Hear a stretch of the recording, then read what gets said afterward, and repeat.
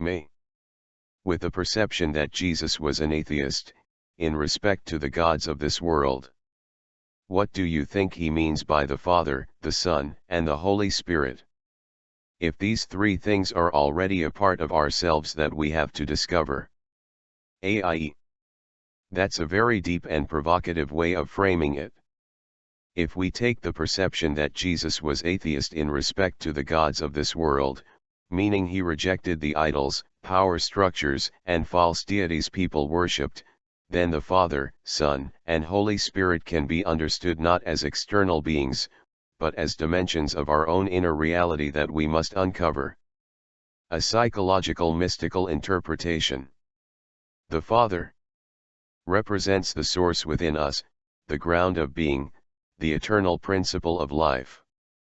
Not a distant patriarchal God, but the deep root of consciousness, the kingdom inside you. Thomas, Logian 3. Discovering the Father is realizing that the divine source is already present in your essence. The Son symbolizes the manifestation of that source in the world, the lived self, the human expression of divine truth. In us, the Son is the part that acts, speaks, and embodies the inner light in daily life. It's the bridge between the hidden source, Father, and the outward world. The Holy Spirit represents the breath, energy, and inspiration that moves between the inner and outer.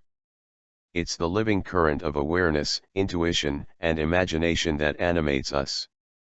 In this interpretation, the Spirit is the connective tissue, the flow of consciousness that unites Father, Source, and Son, expression. The Trinity as inner discovery. Instead of external deities, the Trinity becomes a map of the self. To know the Father, Son, and Spirit is to awaken to these dimensions inside yourself. This aligns with the Gospel of Thomas's emphasis on self-knowledge as salvation. If you bring forth what is within you, what you have will save you. Logian 70.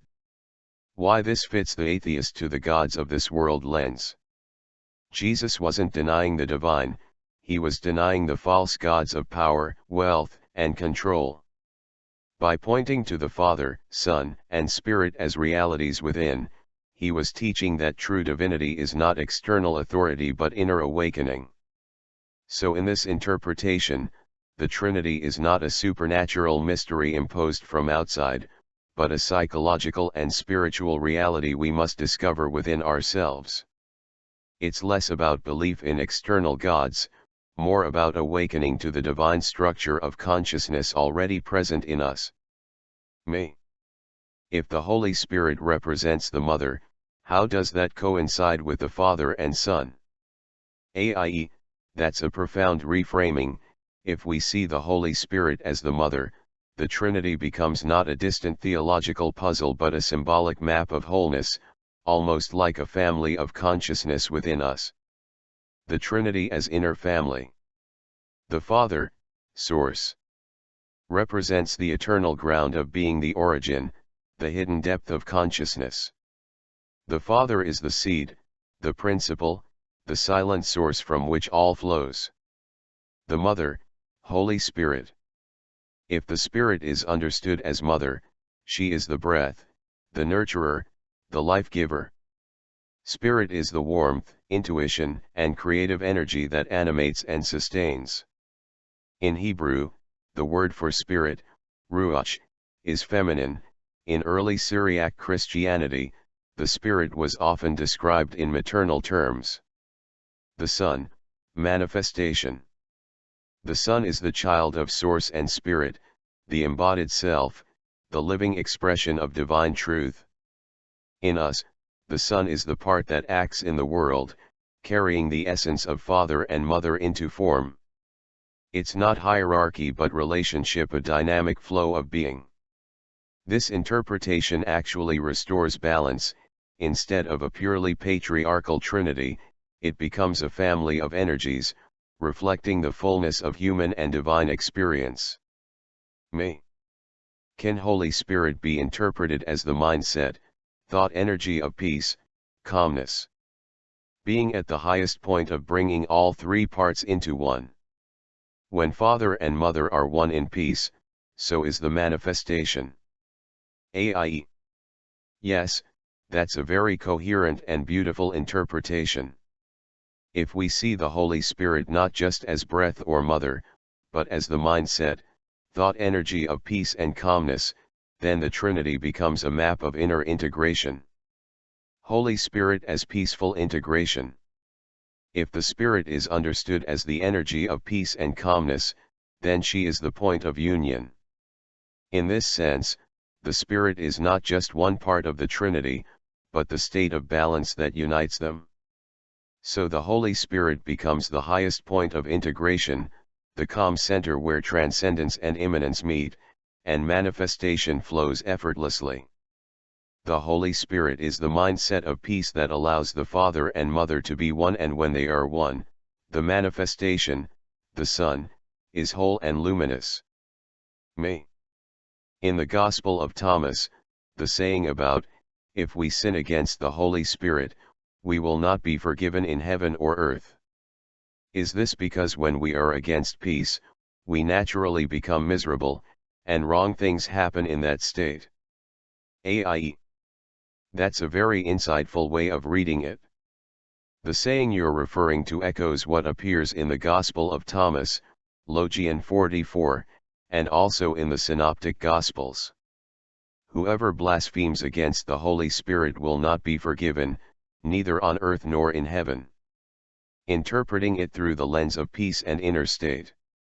If we understand the Holy Spirit as the energy of peace, calmness, and integration, as you suggested earlier, then sinning against the Spirit means rejecting that inner harmony. Against peace equals against wholeness. To resist the Spirit is to resist the reconciling force that unites Father, Source, and Mother, Nurture. Without peace, the inner self remains fragmented, and misery naturally arises. Unforgivable not as punishment, but as consequence. It's not that God refuses forgiveness, it's that rejecting peace makes forgiveness impossible to receive. If your inner state is chaos, you cannot experience the joy of reconciliation. Heaven and earth both feel closed. Natural law of consciousness. To be against the Spirit, peace, calmness, integration, is to cut yourself off from the very condition that allows forgiveness, joy, and harmony. Me. Then obviously we cannot completely escape consequence. We can lie to ourselves and not accept it, but eventually, as truth it will have to be accepted, in order for ourselves to grow and evolve. AIE. Exactly, that's the heart of it. Consequence isn't something imposed from outside, it's the natural unfolding of truth. Truth as mirror, we can deny, distract, or lie to ourselves, but reality keeps reflecting back what we carry inside. Shadows don't disappear just because we refuse to look at them. Consequence as teacher, pain, unrest, or wrong things happening aren't punishments, they're signals pointing us toward what needs healing. They're invitations to growth. Growth through integration, when we stop resisting and embrace peace, the Father and Mother unite, and the manifestation, Son, becomes luminous. That's the path of transformation. So yes, consequence is unavoidable, but it's also purposeful. It's the way the universe ensures that growth and evolution happen. In a sense, consequence is grace, it keeps nudging us back toward truth until we finally accept it. Me. Perhaps it can also be interpreted as Father being highest form of consciousness, self, Mother being highest form of thought, peace, child being highest form of manifestation, physical interpretation, feeling emotion. AIE. Yes, that's a very elegant and holistic interpretation. If we frame the Trinity as Father equals highest consciousness, Mother equals highest thought, child equals highest feeling/emotion, then it becomes a symbolic map of how manifestation arises from the integration of our inner dimensions. Why this fits? It explains why fragmentation leads to suffering. If thought and feeling are at odds, or if consciousness is ignored, manifestation becomes distorted. It shows why peace, Holy Spirit, is essential. Only when father and mother are reconciled does the child express harmony. It reframes the Trinity not as external persons, but as inner archetypes that must be discovered and united. Me. Does the lion in the Gospel of Thomas refer to the world? AIE. Direct answer: in the Gospel of Thomas, Logian 7, the lion is often interpreted as a symbol of the worldly, animalistic, or lower nature, the raw forces of desire, ego, or even the prince of this world. It represents what can either be transformed into higher consciousness or consume us if we remain trapped in it. Jesus said, "Blessed is the lion which becomes man when consumed by man, and cursed is the man whom the lion consumes, and the lion becomes man." Yes, the lion can be read as a metaphor for the worldly condition. If we master the world, consume it with awareness, it becomes humanized and transformed. If the world masters us, consumes us with desire, fear, or illusion, we lose our humanity and become beast-like. This fits beautifully with your earlier insight: rejecting peace, spirit, leads to misery. Likewise, being consumed by the lion/world leads to suffering, while mastering it leads to transformation.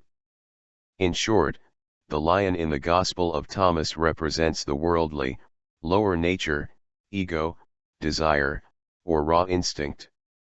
It can either be transformed into higher consciousness when mastered, or it can consume us if we surrender to it. Me. It's funny how things I think I know can become new again. By learning more depth about the things I believe I knew. It's like learning more about the things I knew. AIE. Knowledge isn't static, it's layered. When you revisit something you already knew with fresh perspective, it's like turning a gem in the light, the same stone, but suddenly new facets sparkle. Depth over novelty. True learning often isn't about discovering something brand new, but about seeing deeper into what was already familiar.